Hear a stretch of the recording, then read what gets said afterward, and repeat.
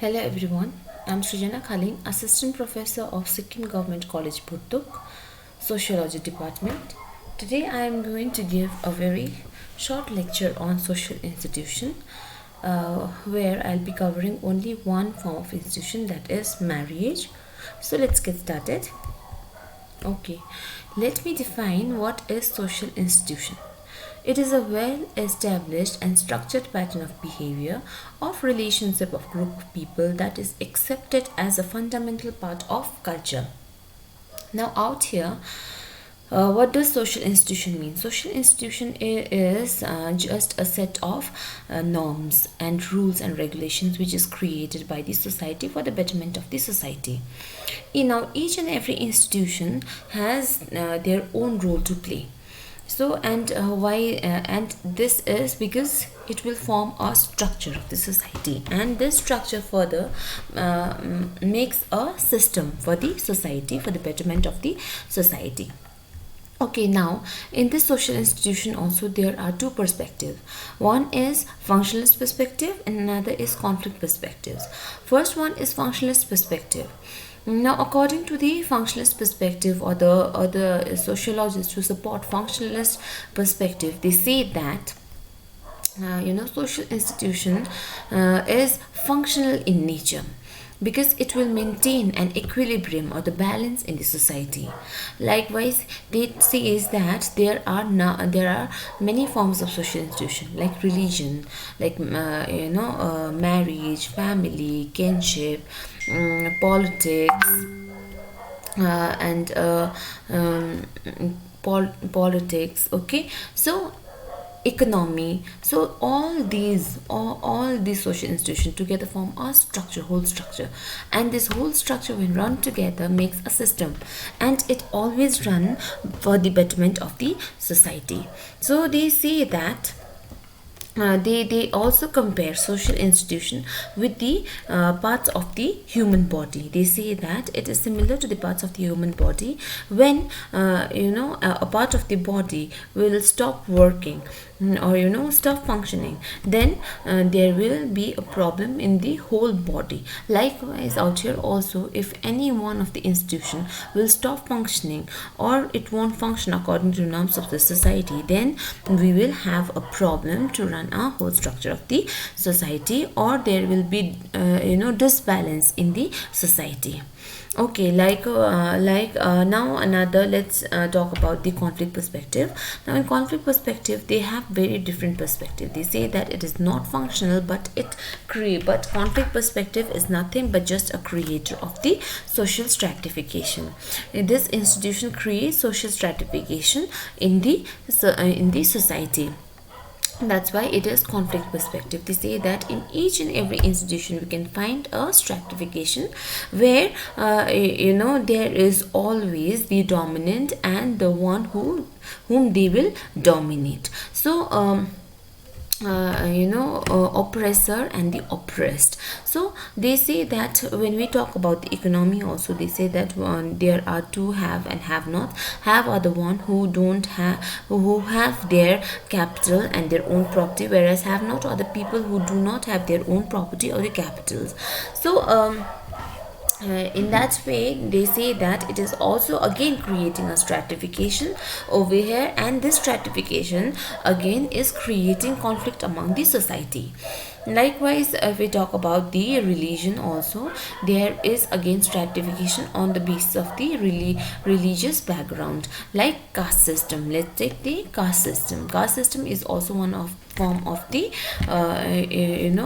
part of this social institution, that is religion, and it is again creating a stratification among the four castes, that is Brahmins, Kshatriyas, Vaishyas and Sudras.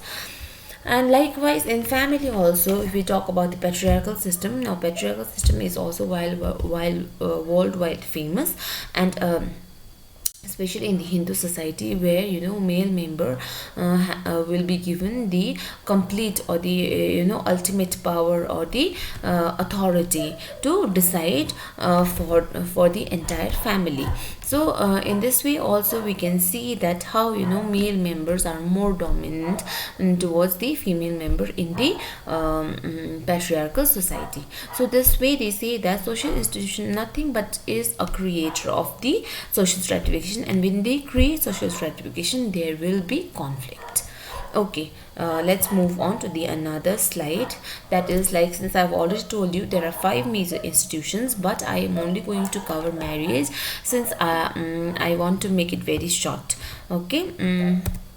Okay, now another is marriage. Let's define marriage. According to Horton and Hunt, marriage is an approved social pattern whereby two or more persons establish a family. Okay, Majumdar defines marriage as another definition is Majumdar defines marriage as a society sanctioned union of male and female, or a secondary institution devised by society to sanction the union and mating of male and female for the purpose of, now see, according to Horton and Hunt, he is talking about the establishment of family. He is just talking about the family and saying that marriage takes place when, because it is kind of an approved social pattern where two or more person will get married with each other. Okay, two person will get married with each other and establish a family. In order to establish a family, but likewise Majumdar has given four purposes, not only family but there are other factors also for which marriage is famous, or people will go for the opt for the marriage. Okay, first one is establishment of household. Likewise it is similar to the family.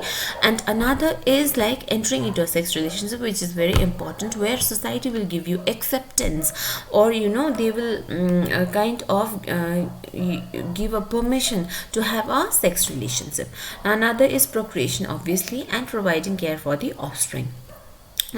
Now this word affinity, usually it comes in the when we give our sociology net exam. That's why I have just written over here, affinity is another word given to the relationship by marriage. Okay, so next move on to the next slide, that is types of marriages. Now types of marriage, there are different forms of marriages. So I have selected these. The first one is monogamy. Monogamy means one man marrying one woman at a time. Okay, another is polygamy. Now polygamy is further divided into two forms. Let me explain first what do you mean by polygamy. Polygamy is one man or one woman marrying more than one woman or more than one man. Now polygamy is further divided into two forms, that is polygyny and polyandry. But polygyny and polyandry is a one form of the polygamy only. Now first one is polygyny. Polygyny means one man marrying more than one woman at a time. And polygyny is again further divided into sororal and non-sororal. Sororal means again a man marrying, because sororal is one form of the polygyny. That's why one man marrying more than one woman at a time, but they happens to be the sisters, or they are related by the blood relationship. Another is non-sororal. Non-sororal means again one man marrying more than one woman at a time, but this time these two wives are not related by blood, or they are not sisters. Another is polyandry. Polyandry is also one form of the polygamy. That's why it is a form of marriage where one woman marrying more than one man at a time. Now polyandry is further divided into two forms, that is fraternal and non-fraternal. Fraternal means where one woman marrying more than one man at a time, but these men, okay, these two men happens to be brothers, or they are related by blood. Another is non-fraternal, again one woman marrying more than one man, but these two husbands are not related to each other by blood, or they are not brothers. Another is polygynandry. Polygynandry is also known as group marriage, or we must say that it is a mixture of polygamy and polygyny. Polyandry and polygyny, where all the individuals will get married within their own groups only. Okay, where each and every individual will have more than one wife or more than one husband, and again that husband will get married with some other wife. So in this group marriage, child may not identify their father and mother, because they will have a group marriage. Another is preferential marriage. Now preferential marriage is a kind of marriage, where a certain group of people who follows this kind of culture, they voluntarily, or they prefer this kind of marriages. Now you can see on the screen it is written cross cousin and parallel cousin, and cousin word is common in here. That means this kind of preferential marriage is a marriage where you will get where the individual will get married within their own blood relationship. So first one is cross cousin marriage. Cross cousin marriage is a marriage where two individual will get married and their mother and father happens to be the siblings, okay, and siblings of the opposite sex. For instance, I'll give you an example. There is brother and sister, Mr. A and Mr. B, Miss B. Okay, Mr. A is brother and Miss B is sister. So so they say that Miss B is sister. So according to this kind of marriage, okay, these two are siblings and they are from the opposite sex, because one is brother, another is sister. So so brothers, Mr. A's son is getting married with Miss B, that is sister's daughter. That is cross cousin marriage. Another is parallel cousin marriage. Parallel cousin marriage is again a cousin marriage only, but out here the siblings are from the same sex. For instance, the individual who is going to get married, okay, their mother and mother and their father is from the same sex. Okay, for instance, I'll give you an example. Now, since in the cross cousin marriage there was brother and sister, out here we have to talk about either both the brothers, elder brother, younger brother, or we have to talk about the two sisters. Okay, first let me explain in this case, brother's case. Okay, there is two brother, elder brother Mr. A, younger brother Mr. B. Okay, now the elder brother's son is going to get married with the younger brother's daughter. That is parallel cousin marriage, where the siblings sex is same, and it can happen in the among the sisters also. Okay, now the sisters is like Miss A, okay, that is elder sister, and Miss B, that is younger sister. Now again Miss A's son is getting married with Miss B's, that is sister's daughter. That is parallel cousin marriage. So this much for today.